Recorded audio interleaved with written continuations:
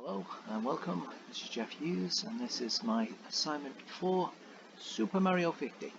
And basically again we were given 4 goals to achieve, and the first one was to program the game in such a way that when the player enters the game they are dropped over a solid ground rather than into a chasm. To do that I achieved that by in play state between lines, between lines 40 and 52. Basically what I've done here is scanning the tile map table, and to make sure that there's an ID equal to tile ID ground, then it's safe to actually spawn the character there.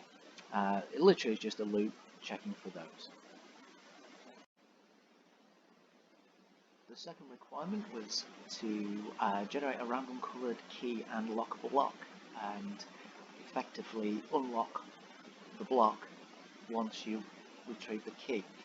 To do that in Level Maker at line 70 to lines 197, as you can see from the code here, I essentially created 2 objects. First one was the key for the lock, which basically was a consumable item. As you can see here on consume, it increases the score by 1000 and passes that over for parameter for something later. It also changes the flag to being key collected true. The next object here, as you can see at line 203, is the actual key block itself. This is the lock block, as you will see in the game.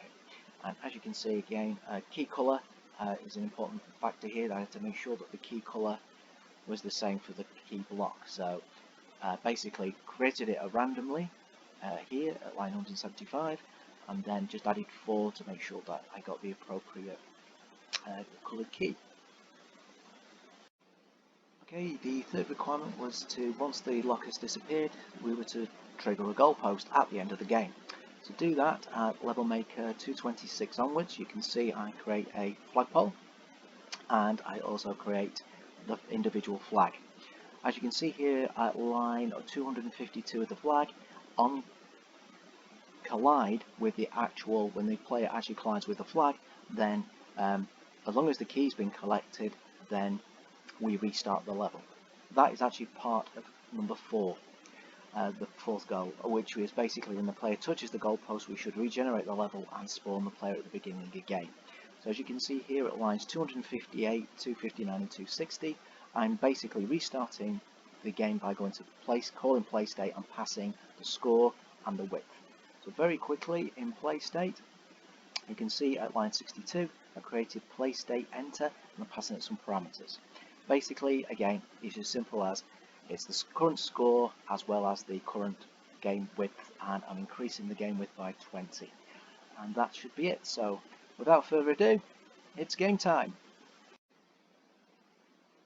Okay, and without further ado I shall begin a demonstration of the game. So you can see spawn straight onto a brick rather than anywhere else, and this particular level is very short, and right at the end here is the key brick, and as you can see, no flagpole.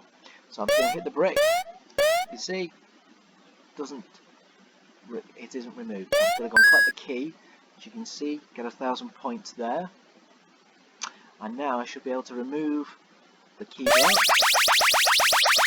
And as you can see, it spawns the flagpole. So now I shall go over and hit the flagpole, and just to demonstrate very quickly and briefly, first and foremost, the level has actually regenerated. Again, no problem with the brick, and you'll see that this is now a longer level because I completed the first level. There you go. Okay, thanks very much.